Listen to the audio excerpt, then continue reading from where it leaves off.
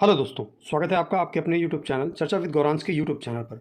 Uttar Pradesh DElEd सत्र 2022 से 24 में जो छात्र प्रवेश लेना चाहते हैं उनके प्रवेश से संबंधित सभी प्रकार की महत्वपूर्ण जानकारी के वीडियोस आपको हमारे चैनल पर मिल जाएंगे।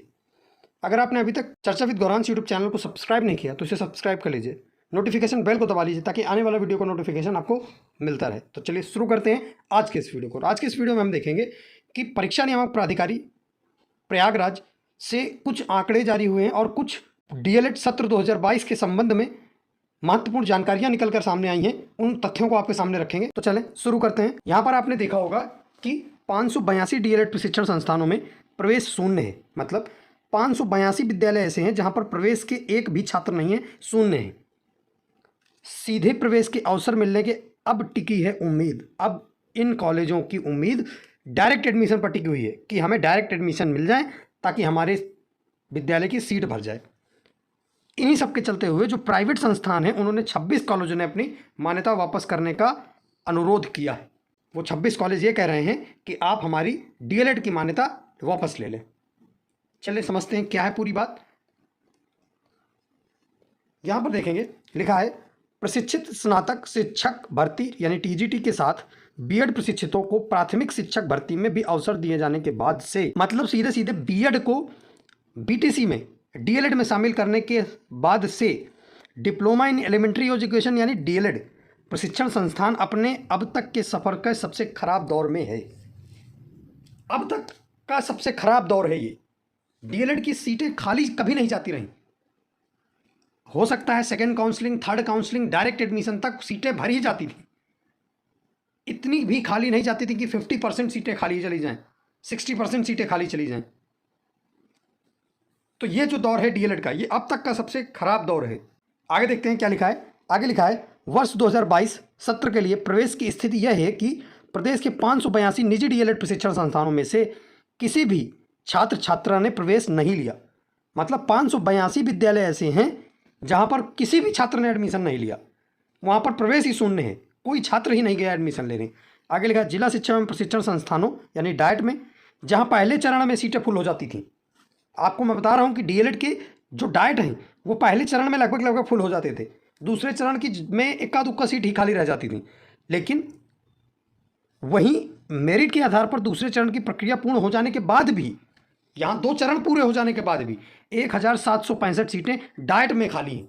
उत्तर प्रदेश डीएलएड के अंदर जितने भी डाइट आते हैं उनमें, उन सभी डाइटों में टोटल मिलाकर 1765 सीटें खाली हैं।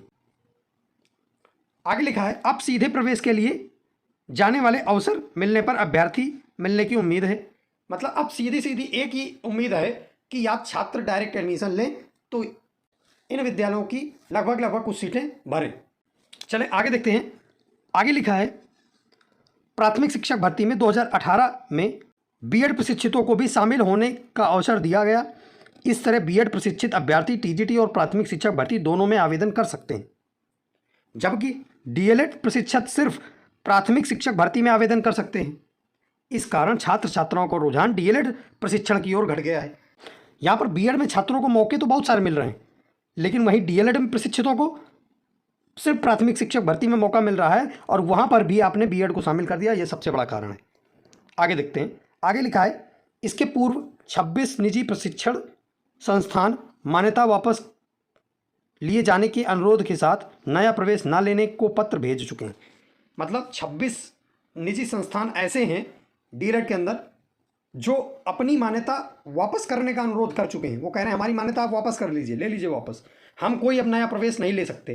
क्योंकि आप देखिए, अगर किसी विद्यालय में हम कह रहे हैं 3 छात्र भी मिल गए तो आप वो सोचिए, आप ये सोचिए कि वो 3 छात्रों के लिए इतना बड़ा कोर्स चलाएंगे अपने विद्यालय में।